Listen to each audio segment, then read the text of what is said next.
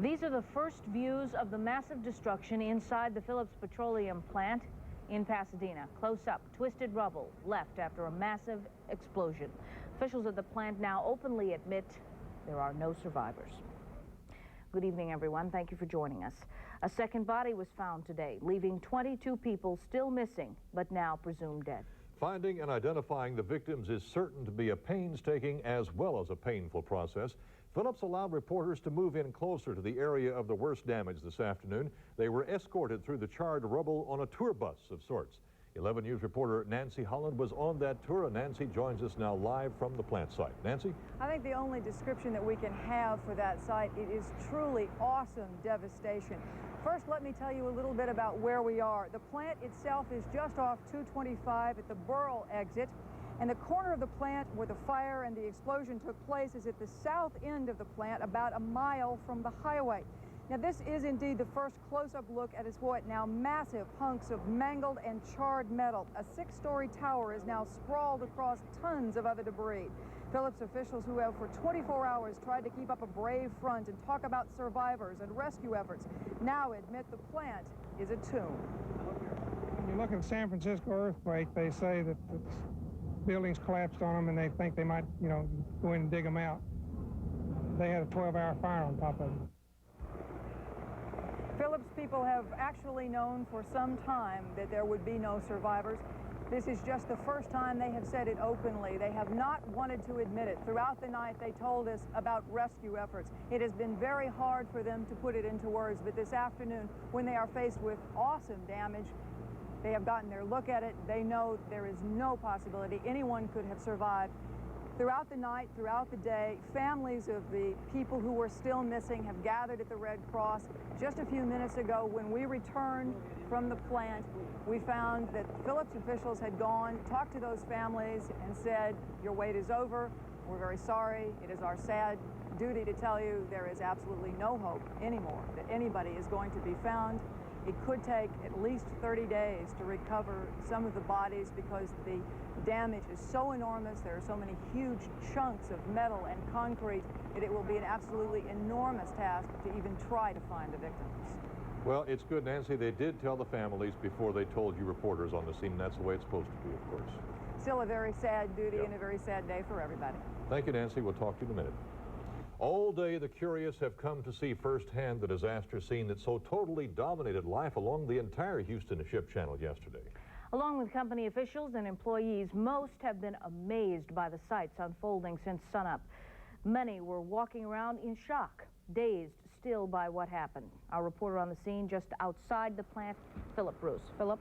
Well, Marlene, this wasn't just another refinery explosion. You can see that by looking behind me. What you're seeing is another view of the Phillips chemical plant. There you see a tall tower sticking up. It's a tower of pipes and tanks. Immediately to the left, you see a big gap. Well, the problem is that gap isn't supposed to be there. It used to be another tall tower until it was blown apart.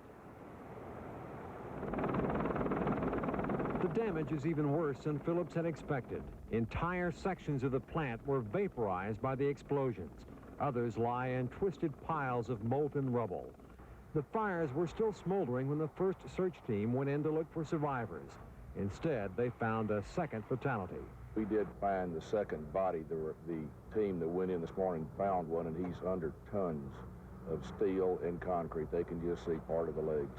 The sheriff says it may take a month to locate all the victims if it turns out that all 23 missing workers were killed in the blast. A makeshift morgue is ready on the north side of the plant. For now, heavy equipment is pouring in to move the wreckage.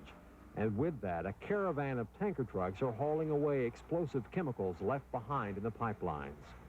Phillips is still calling it a rescue effort, but the chances of finding anyone alive here are slim. That's the only thing we can do is hope and pray, hope for a miracle. The explosions not only rocked the chemical plant, they tore at the very soul of a close-knit community where neighbors and friends are still missing. At the credit union where plant workers gather for news, grim reality is sunken in hard. Watching some of the guys who are standing around here now, they're kind of in a daze and just wondering and praying and just hoping that someone has gotten out alive. And you can see people are still holding on to their hope in spite of what company officials here say, but they're finally saying what we've been told privately all along. There's no chance of anyone getting out of their lives. Steve, Marlene? Philip, is the whole plant shut down, and has Phillips talked about where they go from here? Well, the plant is shut down. It has been since the explosions yesterday, and frankly, they don't know where they're going to go from here. No one knows how long it will take to reactivate this plant or if it's even possible to get it back in business again. That leaves a lot of people hanging, not only victims' families, but people who depend on this plant for a livelihood. Frankly, Phillips doesn't have any answers to those questions right now. Right, they haven't had much time. Thank you, Philip. The fingers of destruction from this explosion fan out from the Phillips plant into surrounding neighborhoods where homes, businesses, and houses along the way were severely damaged. 11 News reporter Janet Chamblian has the most comprehensive view of what happened. She is in Air 11 above the scene, as she was all of yesterday afternoon. Janet? Steve, from the air, we've been able to survey the situation not only at the plant but throughout the area. There is, of course, as you'd expect, millions of dollars worth of damage, and there is no price tag for the lives lost. The force of the blast left behind some very unwanted souvenirs. This is where the explosion happened. There isn't much left. Twisted metal and debris litter the ground where yesterday buildings stood. Phillips officials surveyed the damage from the air and told us it is worse than they thought. In the Phillips employee parking lot, cars remain where workers left them yesterday. Every roof has been flattened by the force of the blast. But the damage doesn't stop here.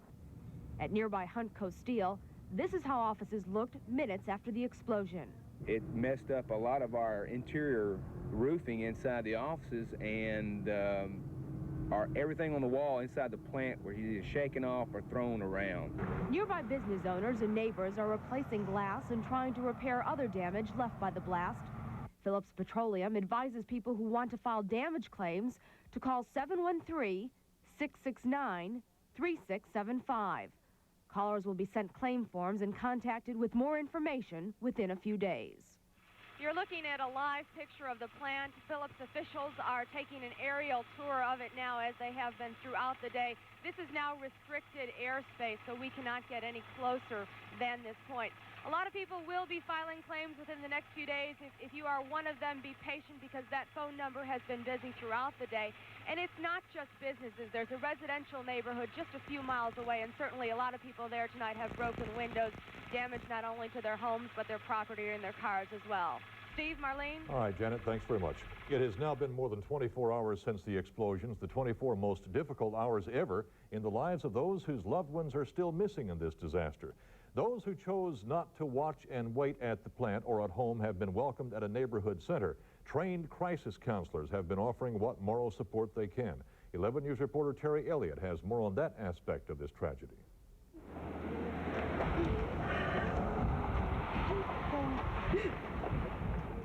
Reports that some of the missing Phillips employees may never be identified added to the grief felt by bewildered families and friends.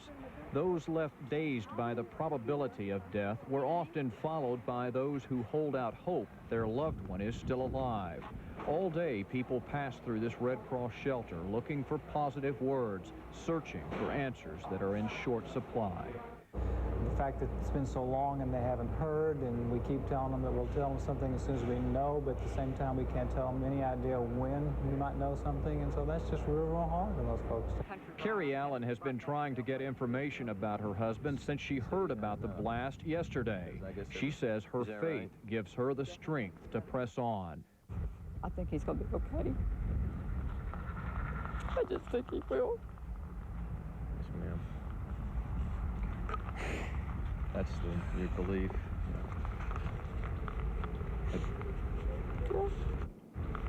Waiting is the hardest part for those who maintain a vigil. And as the minutes turn into hours, each person is reminded they are just a little further away from sharing in what many had hoped would be a happy reunion.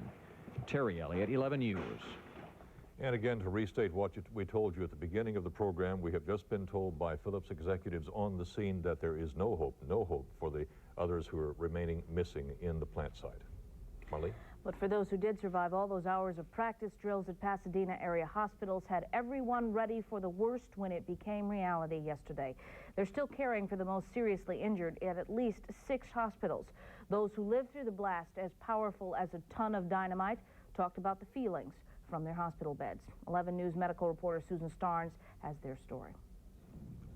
Lula Rosette has been a plant operator at Phillips for 13 years. When she first heard the fire alarm, she went outside to check a line filled with plastic pellets. One of the men told me, he says, "Lula, this place is blowing. We got to get out of here." She's breathing well enough now to tell how she escaped the rain of destruction. I could still hear it. Noise, it was roaring, it was popping, and the smoke, and everything was flying, and I was trying to run, get away as fast as I could. Rosette's 2 daughters, her cousins, and her mother flocked to her bedside, relieved to see her alive. After a night of rest and observation by doctors, many of the injured were allowed to go home. Before he left Herman Hospital this morning, Dean Kelly vowed never to return to chemical plant work. I thought it was over. I turned 29 Sunday, and I thought they were going to bury me this week. It was no more commercial chemical plant work for me. Kelly was putting up drywall for a new plant building when alarms went off. He remembers yelling at others to run outside. I was burning over our heads as we were running about 15 foot in the air. Kelly inhaled so much smoke and gas from the fireball he had trouble breathing. Life flight brought him to doctors at Herman Hospital. Paul Swindle is in a great deal of pain after the blast threw him into a metal tank. The 19-year-old painter was 250 yards from the explosion. Dazed and barely able to hear anything, he drove himself the few blocks home, where friends took him to the hospital. It looked like a giant explosion, like you see they demolish buildings in the movies or something. It was really bad. I've never seen anything like it. All these people lost something in the blast. But Dean Kelly, a father of 2, said it best when he told us he got out with the most important thing, his life. Susan Starnes, 11 News. So far today, we have told you about the personal hurt resulting from this tragedy, but the economic hurt also is likely to ripple through the community for a long, long time. 900 people work at the Phillips plant, or did work. All have been told not to come back for now. Those viewing what's left of their livelihood were wondering today if they will ever have jobs. Pasadena's mayor insists he's confident Phillips will pull through. You may change the payroll for a while from the people that working in the plants producing the products, but now you will have the bricklayers, the pipe fitters, and those people bringing that plant from the ground back up to the top again. But it's estimated at least a year will be needed to rebuild this damaged plant. Until this year, Phillips Petroleum is said to have had one of the best safety records in the industry. Workers' Union freely admits that. But in recent years, union officials say safety has been compromised by changes in the way the Pasadena plant is maintained. Norm Ewell has the story. An enviable safety record exploded and went up in smoke this year at Phillips Petroleum in Pasadena, with this tragedy and another fatal accident in August. The August fire killed 1 person and injured 4. An official of the Oil, Chemical, and Atomic Workers Union says that fire was directly related to the company's increased use of outside contractors to supplement shorthanded maintenance crews. I can't say for sure, definitely that it was done by the contractor, but all the evidence pointed to it. According to the union, the use of contractors has increased since the company restructured several years ago. The union says many of its members were retired early, terminated, and laid off, leaving maintenance crews shorthanded. Even though we've expanded production, we're making more, we've got fewer people. They've been real slow to replace people who have left for whatever reason. Are we talking maintenance people here? Maintenance and operations, but maintenance is particularly bad in that we don't have enough people to do the routine maintenance in the plant.